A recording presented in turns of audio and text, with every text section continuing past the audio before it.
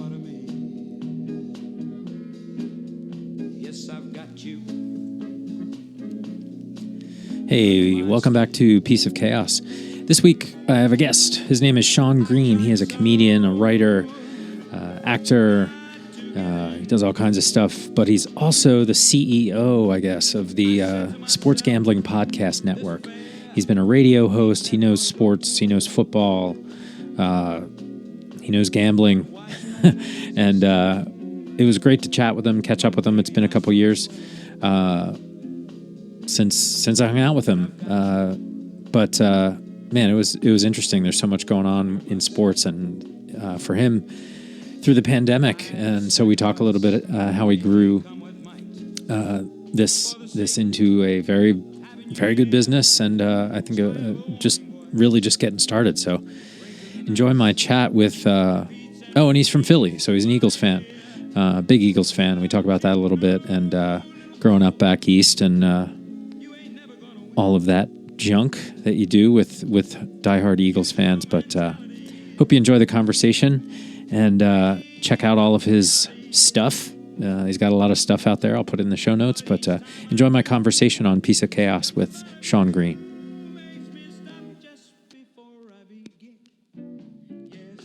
Fuck Boston! They really are the most annoying fan base. Yes, they are. The Eagles, yeah, we're a close second. All right, I'll take that. You're right. But we at least admit that we're annoyed, okay? And at least in our stadium, if we get too out of control, we go to the stadium jail. That's right. There's a jail at the Eagles Stadium. I'm actually, ironically, wearing the shirt, and this wasn't like a way to crowbar it into the bit. It was next to my rotation. There's a jail at the Eagles Stadium. And as an Eagles fan, if you've ever gone to an Eagles game, other Eagles fans scare me. I've been at games, I'm like, some of these guys should be in a jail. My uncle actually, he just got out. He did 18 months at Veterans Stadium. To put things in perspective, as far as like fan bases, the new stadium that's being built for the Rams and the Chargers, I don't mean to rub it in, guys, but the new LA football stadium, that stadium comes complete with a farmer's market. So one city was like, our fans need fresh produce. Another city was like, our fans need a detention facility.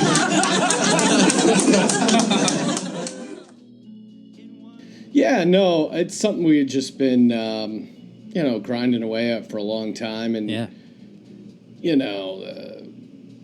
surviving the pandemic, like when they canceled sports, we did a bunch of like live streaming, found a bunch of new audience that way. We were doing like play-by-play for Madden games. Wow, that's cool. Yeah, and then, sports gambling legalization, it's been a good time for that too, so. Yeah. It's a good time for that, good time for podcasts, and yeah, business is awesome, dude. Booming. So yeah, it's been cool, man. I miss stand-up a lot. Have you been doing any? Have you been getting out? Yeah, I do. I run a show every other week at this place called Oracle. It's like kind of downtown. Okay. And then I've been getting up, here and there. Not as much as pre-pandemic, but yeah. Yeah, that's cool. I don't know if I miss. I think I just miss that. Having a show every 2 weeks, as I was just like so fun to just hang that much. I mean, I definitely miss that quite a bit.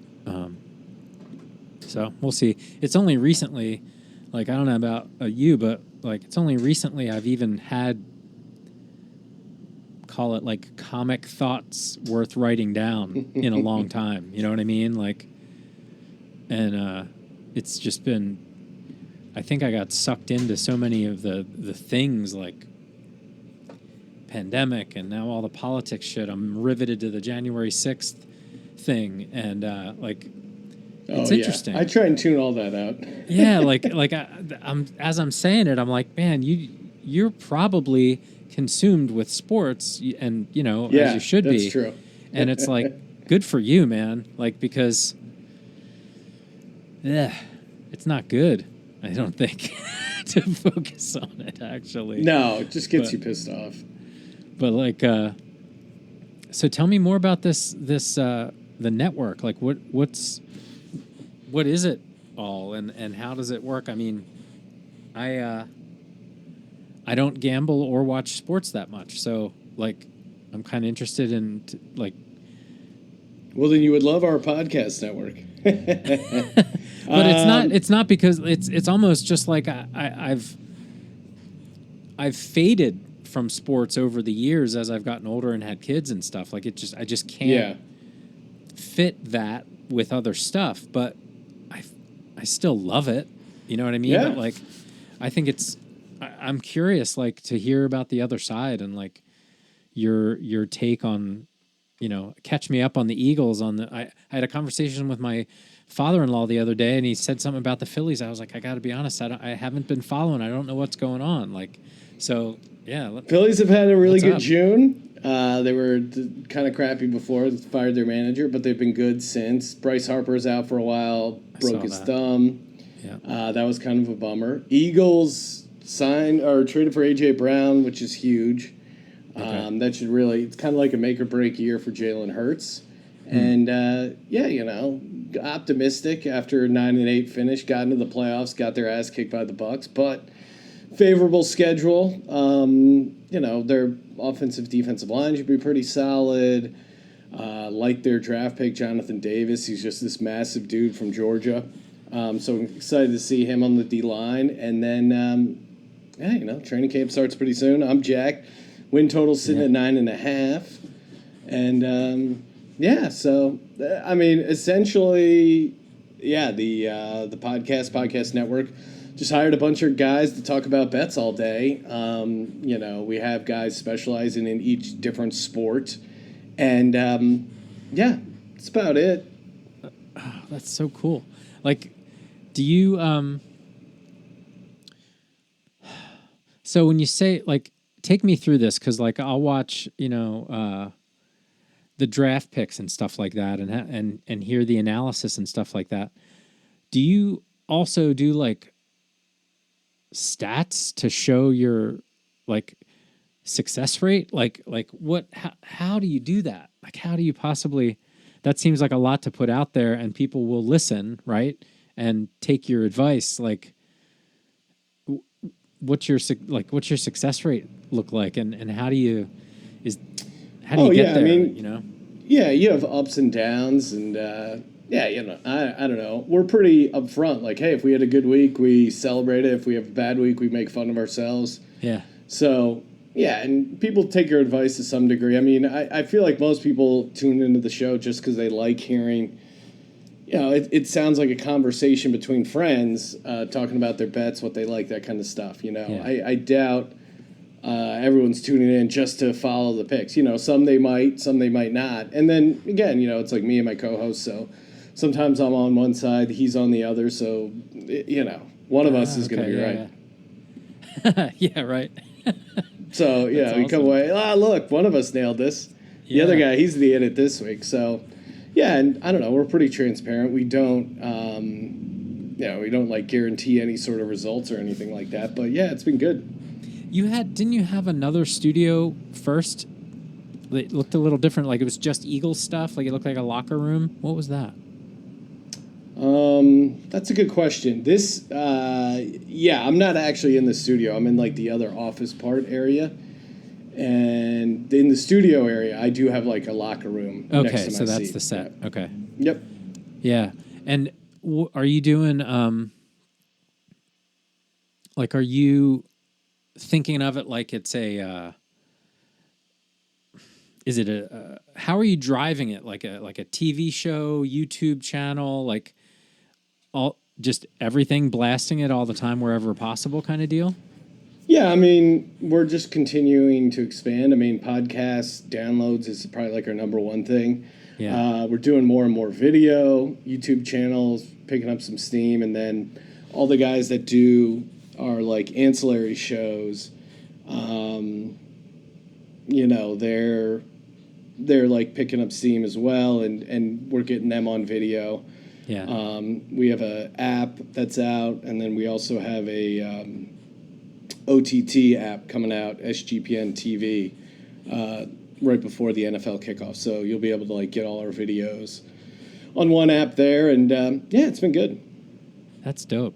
How did you find man. the other sports guys? Do you have like a all obscure sports or like? Yeah. Well, I mean, yes, we have obscure sports. I mean, we have a disc league podcast. You know, we have guys covering curling at times, NASCAR, hockey. Honestly, if there's people gambling on it, we're usually covering it to some degree. I mean, what is that industry worth at this point? Like, it's got to be. Yeah, it's insane. pretty crazy. I mean, yeah, I don't know if you saw, but it's going to be on the ballot in California in November. So that's going to be a huge influx of money once it legalizes in California. You know, we'll see if it passes this time, but I would imagine eventually. And then Texas is the other big state that should be, or, you know, maybe a couple of years at most. New York already legalized. So, yeah, it's pretty much game on. Wow, that's so dope. I mean, it does change. I was telling my buddy the other day, we were playing golf, and I was saying, like, we used to have like this Saturday every week thing when I was a lot younger, and we would bet, but we would bet like play quarter skins, right? Like literally a quarter skin. And it just made it so much different. You'd be standing over a 75-cent putt and just like it's so interesting. So the numbers and the amounts that get into this level of gambling, I can't even fathom. Oh yeah, I mean some of the people who listen to us, or some of the guys that listen to our show, are like, you know, maniacs and will bet like tens of thousands of dollars on games. I mean, you know, I don't do that, but certainly I know a lot of people who bet a ton. So yeah, it's interesting, and the adrenaline is pretty exciting. So yeah, it changes watching sports. I mean, it was only, I'd say it's probably like 5 years now since I've done it, honestly, because the pandemic obviously took a hit. But like, I used to do just like a pick'em pool, right? And even that would just change the week, change the level of scrutiny. Yeah. And I have a good friend who did one of those suicide pools it was like a decade ago, and he won it. Like, he won the suicide pool, which is... Oh, really? And at the time, I think it was like, I don't know, 50 grand or something crazy like that. And like, I was talking about it, and I was like, how is this even possible? Like, you have no idea how many people contributed to this. Like, the guy who ran it could have made $1 million and given away 50 grand like it was a big deal. You know what I mean? Like, yeah. So yeah, you have no idea. So like now it's legit, you know, with these apps and stuff, and yeah, it's good for you, dude. Like, I'm excited for Thanks, you. This man. is like your lane. Big business. You know? You get to be a comic. You get to watch all the sports. Yeah, no, yeah, I think that's what separates us. A lot of gambling shows are very dry or take themselves fairly seriously. So any sort of comedy influence, you separate yourself pretty easily. So yeah, oh, that's cool, man. Now I would think, how did you like screen or find again like each of the like niche sports guys? Like, was that like a long process? It's not an intense screening process. I mean, we fired up a Slack channel, and that's been good for like building our community. A lot of the guys who have come to us were people who were listeners or something like that, and they wanted to be a part of the, hey, I saw you guys hire X, Y, or Z. How do I get involved? What kind of sports do you know? That kind of stuff. So yeah, that's generally, that's kind of been the flow of, and then we'll bring them on as a guest, like, hey, what's going on? And then, see if they can hold their own, talking about their sport, and then we take it from there. That's cool. Did you? I also always kind of had a hard time on those kind of pools and stuff betting against the Philly teams. So I would. Yeah. I would. I always pick the Eagles. Yeah, like it's just like I shouldn't pick it this week. The best example was like the the basketball, the college basketball NCAA tournament, I'd always have like Temple winning because I went to Temple for grad school, and like once every 10 years they get up to the top. You're like, all right, but yeah, it's yeah, funny, it's hard man. not to bet with your heart, but I'm always I think through the entire show I've never once picked the Cowboys. So I always say I'd rather lose money than win money betting on the Cowboys, and I don't see that changing in the near future. And honestly, if you were going to pick one team to fade your entire life, it would be the Dallas Cowboys, because probably the most inflated lines are on the Cowboys because, people are idiots and they want to bet the Cowboys. So Yeah, it's that's so interesting. What do you think of the games? So, two specific questions on sports. Then we'll do like the football one. What do you think about adding games and that whole deal? Oh yeah, I mean, I love it because I want more games. Yeah? I don't care. I mean, it's good for my business. One more NFL is our bread and butter. So like one more extra week of NFL picks is awesome. I do think they should just. I mean, I think what's going to happen is they're at 17 games right now. They're going to up it to 18 games, and then they're going to add a second bye week. So then essentially they'll get 2 more extra weeks of regular season NFL. So I if I had to guess, that's what I would imagine is going to happen. And did they take away a scrimmage, a preseason? Yeah, they're down to 3 preseason right? games, and they don't really play the preseason games anymore. Yeah. Any of the starters, but they still have 3 right now. Yeah, I football is incredible sport to watch. I mean, it's just the most fun, I think. I also really dig soccer. I got into football, because my daughter plays. So, like we have tickets to the Angel City team, the girls' pro team, and it's so fun that sport. But it's I mean, NFL is just insane. Oh yeah, NFL's king. Yeah, I mean the excitement, especially gambling wise. Like again, the gambling action on the NFL compared to everything it's like everything combined probably doesn't equal the NFL. Is that true across globally too? Like with that's with interesting. I soccer? mean, everyone keeps trying to tell you soccer's the big thing and this and that, but yeah, I'm sure globally. Europe's huge betting soccer. It's pretty popular internationally, but yeah, NFL is still got to be up there. Here for sure. Yeah. Yeah. I think, but I bet it competes globally just because of the insane amount of betting volume on the NFL in particular, and I think it's growing internationally. Like we definitely have listeners in Canada, England, Australia. Australians love football. Love NFL football, real football. Interesting. As I like to call it. Real football. Yeah. Yeah, that's nuts. I think, yeah, that's true. Is there talk of like adding teams too, or is that? Not at this moment. I haven't there was heard some any... new league, right? There's like another like yeah. USFL So there was the USFL, which the championship game is this weekend. And the Philadelphia team's actually in the championship. And I have an 18-1 ticket on them to win it all. So I will definitely be watching. 18-1? Yeah. Wow. Yep. So some people would hedge, like bet on the other side so you don't lose or find some middle ground. But I don't know. $50 to win 900. I'm not really going to bet against it. So. Yeah. That's neat. Do you remember when you were a kid... because I don't think you're too much younger than me. Like the Battle of the NFL Stars shows that were on like ABC. Do you ever see them? Yeah, like Battle of the Network Stars. But it would be NFL. It would be NFL they would have like quarterbacks and stuff. Yeah, no, definitely. They have a bunch of different athletic competitions. Yeah, it was a simpler time. I was thinking how much more fun that would be as a show that I would definitely watch and would be fun to bet on than the Pro Bowl. Yeah.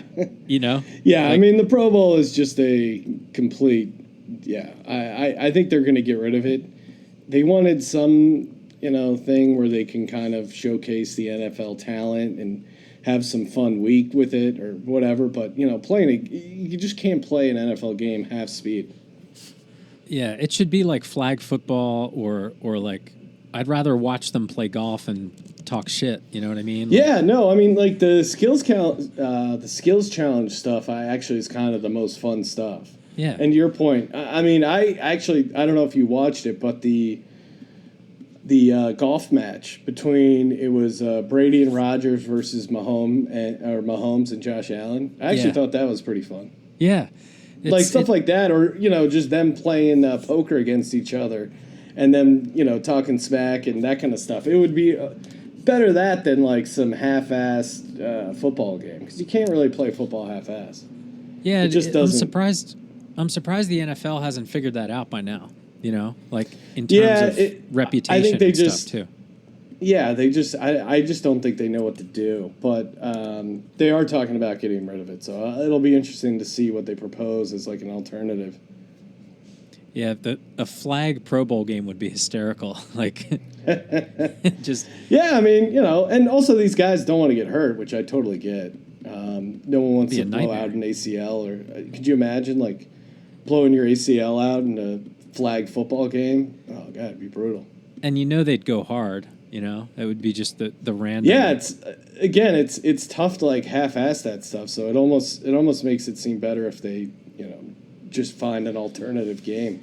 I think it was cooler when it was like a big deal to go to Hawaii. Like it was definitely just a huge boondoggle for the first 15 years of that Pro Bowl. Was just like, yeah, we can go to Hawaii. Like they weren't paying them like they pay them now. Yeah, now these guys are kind of over it. They're getting too much money to really care about a free trip to Hawaii. Oh wow, all expenses included? Yeah, it's not moving the needle for these guys. Oh my god, I used to watch every Saturday the Inside the NFL the NFL films like that. The slow motion NFL films, and they would cut to what was his name, Madden, and Terry Bradshaw films and all that kind of stuff. And I had in college, I got to do like a film class with the cameraman from NFL Films. He was like my professor. And so, that's awesome. Oh, dude, it was unbelievable. Every example of anything in cinema, he could bring it back to. Really? Yeah, he could bring it back to a piece of NFL Films, like lore, and. I mean, NFL Films, like the quality of them of it was just so awesome, honestly. The slow motion spiral going through the air, like. Yeah, it's just so the sound iconic. And the score that they would have, just the music, it was just got you so excited for football. It was really pretty awesome. Yeah, I think those NFL Films, I mean, like Steve Sable, and all those guys. It was like I think they were based out of Philly. The original NFL Films, and it just got you so excited for football. Honestly, I noticed that like when you watch highlights now on ESPN, unless it's a super in-depth show like Inside the NFL or the one that's on HBO, or it might have moved by now, still kind of had the game-by-game breakdown, but they would only do like real deep dives on maybe 2 or 3 games a week, and then all the other games were like highlights, and they're so short. Like they really don't treat, especially SportsCenter, they just don't treat it with the respect I feel of the game like they used to. It's just so fast, and for the average person, I don't know if that's, I don't know.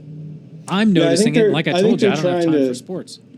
Yeah, I think they're trying to appeal to young people with no attention span, or people who don't have time, and they're trying to make it quick and snappy and suck people in. What drives me crazy was, yeah, no, I know. What drives me crazy with SportsCenter, though, honestly, is where they'll play the highlights out of order. Like, they will play them in non-sequential order, and it just drives me crazy to no end. It's like the game has a natural flow. You don't need to increase drama by jumping around. You know what I mean? Like, we have a beginning, middle, and end. Yeah. That always drove me crazy that they started doing that. So I just don't like the shortness of it. I'm like, oh, like especially out here in LA, the Eagles don't always get like highlighted unless they're, doing something special. So you'll see like a long segment on one thing and you get like 2 highlights from the Eagles game. And you're like, dude, that game was incredible. There was this and that and the other thing and all these other pieces. I don't know. It's just weird the way it gets treated. And I'm noticing it a lot with baseball that like nobody knows baseball that I talk to out here, like at an in-depth level, and kids could care less. No. Yeah, they're really in a bad state because with baseball, they're trying to like change it to appeal to young people, but then that's just turning off the few, the loyal fan base that they actually do have. So they're in just this weird spot, and they don't really know what to do with the game. And I try and follow it, for work or whatever, but it is, there's just, again, it's like 162 games, and the game is slow, and it's baseball really. I don't know what the fix is to baseball, and it's clear they don't know either. Well, but you have to. So my example is my neighbor had no idea about baseball, didn't grow up around baseball, didn't know what was going on, and his kid was playing, but like, he got to the age where you can start to steal and lead off, which is at like they're like 10 years old or something like that, where you can start to do that stuff. And he was like, "Hey, baseball? Can I ask you a question? Like, how do you know how far they can lead off?" And I was like, "Well, who's pitching?" He was like, "I don't know." I was like, "Well, like some other 8-year-old?" Yeah, like, but like a left-hander, right-hander, like who's? Yeah. What's the cat? And he was what just are like, his tendencies? I'm like, yeah, that's you don't know, like, unless you know to look at all of these things. And it's like, man, I spent an inordinate amount of time as a kid doing that and learning it and figuring it out. So watching it is fascinating to me. Like, I never get bored watching a baseball game. Like, like watching a no-hitter is the most amazing thing ever to see go down. Oh, I felt so bad. There was a guy a couple of weeks ago who lost on the last pitch, lost his no-hitter. A guy hit a single off of him in the 9th inning with 2 strikes. I was like, oh, God. And the center fielder probably should have got it. Like, like it is brutal because like to lose on, it's not technically an error, but then, oh man, yeah. Did you see? Speaking of baseball, did you see? This is like the funniest story I've seen in a while. There was this massive fight, brawl. Yeah, I saw it. So they announced all the suspensions, and one of the guys that got suspended was the interpreter for the Angels.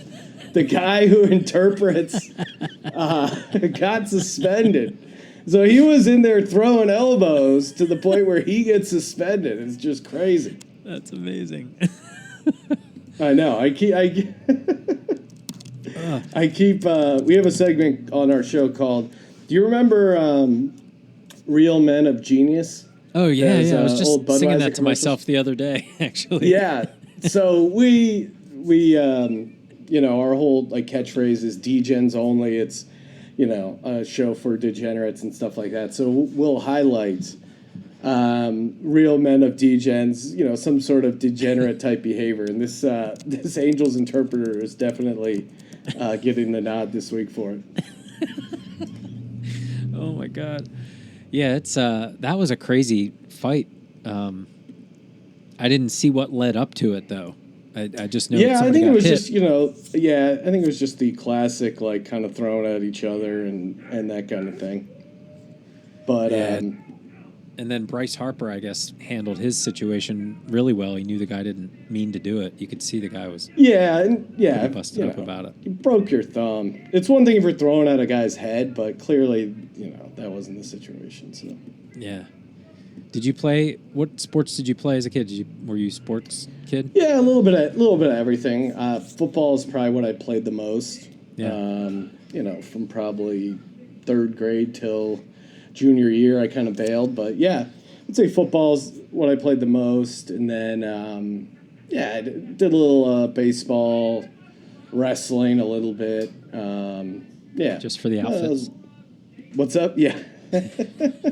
Well, I started wrestling as a little kid, or elementary school, third to fifth grade, and then moved back east and to Pennsylvania because I was living in Colorado before that, and wrestling was so much more intense in Pennsylvania, and the kids were so much better, and I just started getting my ass kicked. But when I was wrestling in Colorado, I was kind of like dominating and really enjoyed it more.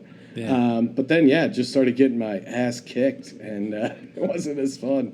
Yeah, wrestling was crazy in PA. Very big sport out there for whatever reason. My cousin went to Lehigh was on the Lehigh wrestling team, which they're always up there ranked nationally. So he's a very good wrestler, and he tried to teach me everything he knew, but wasn't super successful. That's a crazy sport, man, with all the weight loss and stuff. My good buddy was a wrestler, and I was like, dude, you're crazy. Like, you're insane. So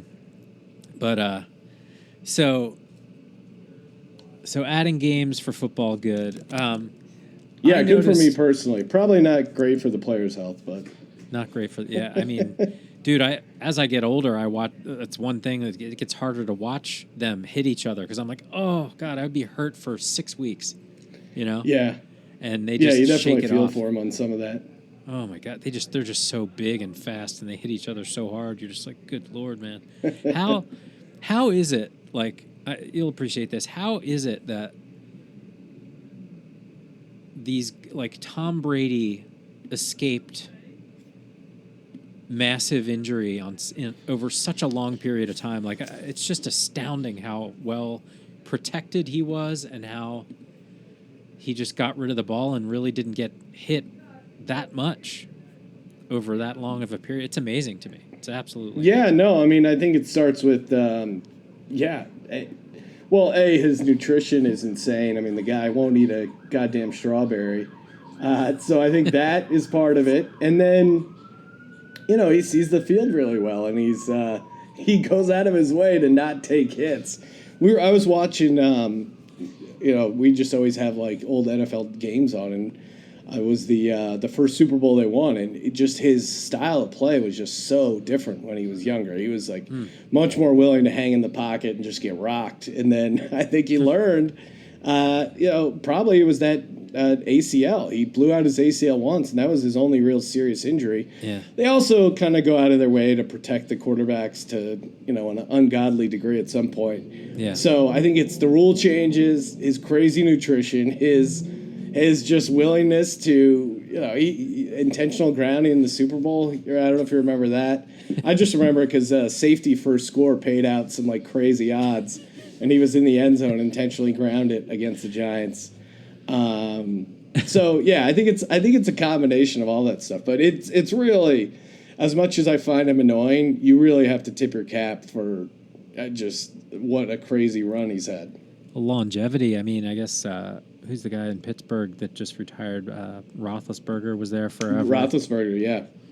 I mean, you are literally everyone's target for the most part on the other side of the ball. And to be there doing that for, a decade, 15 years as a starter is just, can't even imagine. And to escape and still have your brain kind of intact. Yeah. And then it'll be interesting to hear if Tom is good on as a commentary guy or whatever. Like, seems like he'd be a pretty good shit talker, you know, and he obviously knows the game really well, which is fascinating. Yeah, I thought he was, you know, since he's got out underneath the thumb of Belichick, he's been a little bit more lively. You know, like he's on Twitter busting chops and stuff like that. Again, I feel really gross complimenting Tom Brady, but his personality has been. Obviously, there was that really weird moment where he kissed his son on that documentary. But other than that, it does seem like he's opened up a little bit more now that he's not being crushed by the Patriots operation there. Yeah. I really like Peyton Manning, too. I think he's hysterical. The stuff he did on, like, Saturday Night Live where he was pegging all the kids with the football, like, that was funny. He was funny. Yeah, these guys are interesting, man. I think it's pretty fascinating to see them play the game at that level and to see it live and go to games and see just how fast they actually are is oh yeah, it's insane. And holy shit. And they keep getting, not to sound like an old man, but they keep getting bigger and stronger, and it's really insane. And you know, we always get in these arguments and discussions about like, oh, could he play in this era or whatever, but it's just like you can't even. I think it's almost tough to compare because it just truly is completely just different levels of humans. You know what I mean? Like, how would you even compare? Because it's so crazy different. Yeah, and it's all professional athletes too. Because my buddy was telling me like, and it's happened when you like meet, say like, you wouldn't think of like a second baseman as a big person. You know what I mean? No. Yeah. But they're huge and they're jacked and they're, you know, without much exception, they are just incredibly powerful, different level humans. And I got to work on. I was the head writer on Gronk's Nickelodeon show. Oh, really? Where nice. Yeah, so I got to meet Gronk, got to work with Gronk, and then we had a bunch of other athletes on, and it's just still so crazy. And like Gronk brought all his brothers, and it's you're just almost amazed too that like the other brothers that were, you know, good athletes, and I think a couple guys actually played in the league for a little bit, but just like not quite all the way, you know, Gronk level, and they're like still massive dudes. And I remember one of my favorite parts of the job was just during lunch, just like kind of being one table over from Gronk and just watching him inhale the food. Like the guy was a beast. Oh my God. You know, it's interesting that they can, you know, kind of jump from team to team and still have that kind of success, like him and Brady. They're just, you gotta, you know. They just had some chemistry, and I feel like I can shit talk or compliment them now because we beat them in the Super Bowl. Like once the Eagles, once the Eagles had a Super Bowl, I was good. Like, you know, it was almost like okay, now I can just pay attention to sports.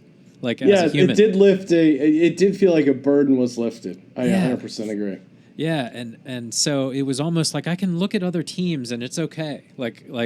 And my favorite clip, I'm sure you've seen it, was the Malcolm Jenkins when Tom dropped that ball in the Super Bowl. He's like, "Come on, Tom! Come on, Tom!" Like that was my favorite moment of the Super Bowl. Like of Malcolm Jenkins making fun of Tom dropping that ball. It was just so good. It was beautiful. That was they won the Super Bowl in style. Like. Yeah, I mean, you know, it was just truly a magical year. I mean, I was at that game. I don't know if you were when when Wentz blew out his ACL down in Los Angeles. Yeah, me too. Yeah. It was heartbreaking, and like all my cousins were out. We had this big party bus, and and then we're like on the ride back, and it was just everyone's so bummed out. And, convincing ourselves that maybe it's not a torn ACL. You know, he could be all right, and just. Well, I mean, Foles was pretty masterful. Oh yeah, I mean he had the run he had was just insane. No interceptions, right? Was that the year he had no interceptions? Like, that's a good question. Yeah, well, he had that good year with Chip Kelly back when he was here the first time, and it's so funny because when they traded Nick Foles the first time, I donated my Nick Foles jersey to Goodwill or whatever, and my wife goes, "Sean, what? Don't do that because you never know. Well, Nick Foles might come back to the team one day, and then he'll be playing, and you'll wish you had your Nick Foles jersey." I go, "Well, listen, Tess, I love you, but you don't understand how sports works, okay? Because if he somehow comes back to Philly, it's going to be years down the line. He'll be some backup that never sees the field. I'm not going to be rocking some backup's jersey." Yeah. So, smash cut to him being a Super Bowl MVP, which I don't think anyone saw coming. But yeah, I think he threw a couple in that regular season leading up those last couple games before the playoffs, and actually one in the playoffs. I think in that first game against Atlanta. I think he had a stretch in the Super Bowl. He threw one that it went off Alshon's hands. I think he had a stretch of no interceptions, and then in the playoffs he finally threw one. I think that's what it was. Some kind of thing like that. I don't know. I don't remember, but it was fun to watch because Wentz was so erratic, and just I mean he had Foles that just awesome. Calm. Yeah, he just really came in completely calm, had nothing to lose, and it was just awesome. Big dick energy, as they say. Oh, 100%. Yeah, it's pretty nuts. That was a fun year to watch for sure. So what the other thing I wanted to ask you, which I haven't been able to talk to anybody that knows baseball about, is at least in depth, was like the DH thing. In the NL.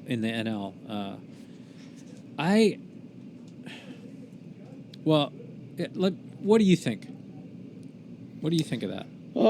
Yeah, I mean, it's one of those things. Part of you is like, it's it's getting away from the classical baseball, but in the spirit of keeping things interesting, no one wants to see these pitchers hit. So I think ultimately it was a good decision. See, I'm kind of the mind that I can see the purist argument, though. Well, it's always been weird. Like, I didn't know why the AL had it and the National League didn't. And I grew up a National League that's also weird, guy. too. Yeah, and the interleague aspect. They almost... I mean, that's, I guess, partly why I like it, is it creates some uniformity, especially for the interleague games. I like that. I like that it's even. But what I don't like is that... about it is that I think it's very... I mean, it's the real world, is that pitchers are usually shitty hitters once they get to the major leagues, but it's has a lot to do with the fact that they're not doing it often, right? So it is weird though. I don't know if you follow the Shoni Ohtani, the guy for the Angels, who's like an amazing pitcher and an amazing hitter. Which is just so incredibly rare. But it's weird because, like, in high school, the pitcher is often very good hitter as well. Yeah. And then at some point, they just start specializing in pitching only and just kind of gave up. But, Ohtani is showing that you can still be a really awesome pitcher and be a great hitter. So it's weird that it took this long for that to happen. Well, So in that situation, they don't use the DH. They just let him hit if he's pitching? Yeah. No, they use him as I think, he DHs when he's not hitting. When he's not he's pitching. That good. Oh, wow. Well, so do you remember, like, I think it was probably in the 80s, I want to say, the Braves, or was it the Braves? Yeah, it was the Braves. The Braves were just, like, killer. They won like every year for like Machines. 6 or 7 years. It was like Tom Glavine, I think, was their pitcher, right? Yep. So that the Greg reason, Maddux. yeah, They had a yeah. bunch of good pitchers. Yeah, but the reason that they won constantly, my theory is that because those dudes all were betting with each other on who could be the best hitter, so they were never like an easy out. So Well, it is interesting too because the teams that had good hitting pitchers, like Clayton Kershaw is pretty good. There's a guy in the Mets who's pretty good. There's like a handful of teams that had good hitting pitchers, so they ultimately lost out because the fact that anyone can play the DH, you kind of lose a little bit of an advantage there. yeah, so it'll be interesting how that one plays out. I mean, the game, it is different to watch it now, like in terms of, I mean, I started to realize it when in the World Series when Ryan Howard struck out looking that year. I was just like, how do you strike out looking like that To end a season. To end the season, like you're not allowed to do that. You swing the bat, like you choke up and you swing the goddamn bat. But like not that dude. He swung at his pitch and he usually hit it out. Otherwise, useless. You know what I mean? Like, Yep. so that whole mindset just didn't square with me. So I'm like, okay, so now everybody is dangerous that's coming up to the plate for the most part. So it's going to change the game. It has to change the strategy of the game a lot, I would think, pretty strategically in the National League. At least for a couple years until everybody's used to it, right? Yeah. No, and it's got to throw off like you weren't even, the guys you were bringing up from minor league and stuff like that, you weren't even factoring in them being a DH or stuff like that, Oh, right. So the whole National League can now just look for pure hitters. Yeah, and they probably weren't to some degree, Yeah. That's true, yeah. You were specializing on pitchers, but none of them could hit. So, yeah, wow, that's interesting. I think, that's really interesting. I'm also like the other purist old man in me doesn't like when I watch kids play. I don't want them throwing curveballs until they're like much older, but it's gonna blow your arm out. It definitely does. But they get the Yeah. Tommy Johns and they're better than they were before. It's like I know, yeah. throw as many curveballs as I can to get that Tommy Johns, man. Like get the. I know them intentionally getting the Tommy John surgery. It's crazy. Have you been following? And I hope to God you have somebody that covers this wiffle ball tournament. Have you been seeing this? No. Like the professional wiffle ball. I mean, I don't know if it's professional, but like it's somebody's recording this thing and they have a logo that looks like the MLB, but it's wiffle ball. Holy shit, is it good? Like the pitches these dudes can throw with a wiffle ball. I can only, if my Uncle Danny can get some movement on a wiffle ball, I can only imagine what a professional could do. You got to check it out. I don't know if it's happening like now or something, but between that and maybe it's just like my Twitter feed or whatever the hell, but like I've been seeing a lot of that. I've been seeing a lot of disc golf, like Oh yeah, astounding disc golf stuff. pro disc happening. golf is a thing, and Yeah. people can bet on it, and they can listen to the our disc league, the Tilted Land Shark podcast, How which long does apparently a match like of a those tilted. take? What's up? How long does a disc golf match take? It's a great question. I've not really followed the sport, so Have you ever played disc golf? a little bit, yeah. Not a ton though. I did it once in San Francisco. It was pretty fun, but it's hard. Yeah, I Like- could see how it's how it it's a great way to just kill an afternoon, Smoke a doob, hit the disc golf Oh course. my god. How about golf? What's your thoughts on golf? Who do you like to watch? Yeah, I check in for like the majors and stuff like that. I don't have like a particular golfer I really root for, but I'll definitely get down on the majors, especially. Yeah. Like getting down on that. So. It strikes me as I'm talking to you like there are just so many missed opportunities for much better coverage than we have. Like as I think about it, like that golf match with the football players was super fun to watch. And there was one a couple years ago. I remember like Kevin James and Ray, I forget his name. Everybody Loves Raymond guy was on, and they just shit talk the whole time. Oh yeah, And it's great. It's amazing. And I just don't know why. That seems like that should be more in the mainstream for some reason. Because these guys bet on everything, right? Like, yeah, and there already is to some degree, but like betting play-by-play for, betting play-by-play for these live games as it becomes more and more common. Oh wow! You'll see a bunch of it. Like in real time during the game, next play, you're betting on the next play, like. Oh yeah, that kind of stuff too. But even just like commentary, like instead of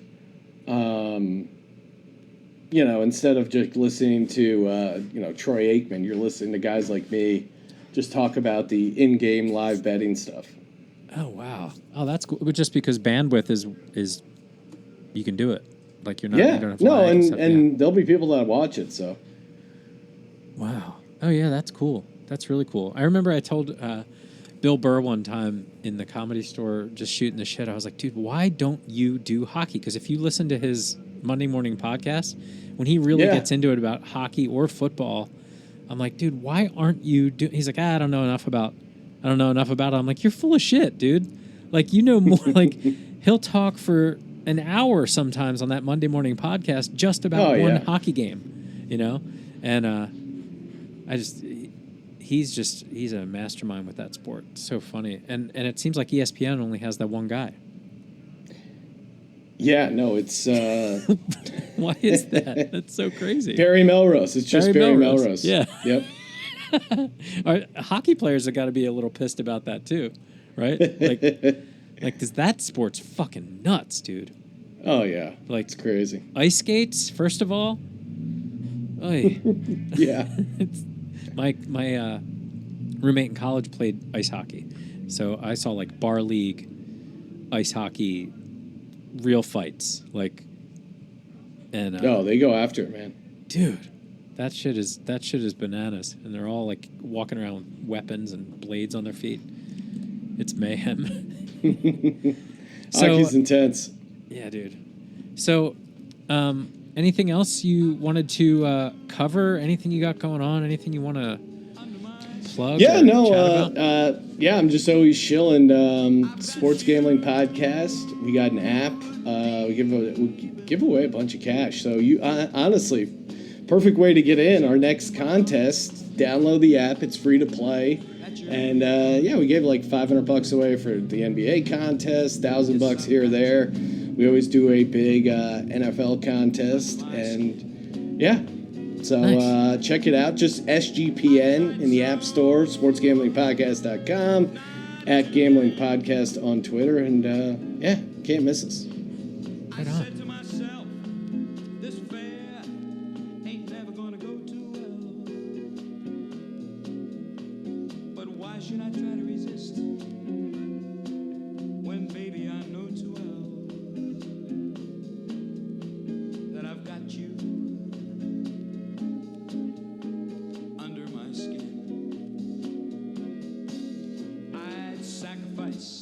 Anything come what might, for the sake of having you near, spite of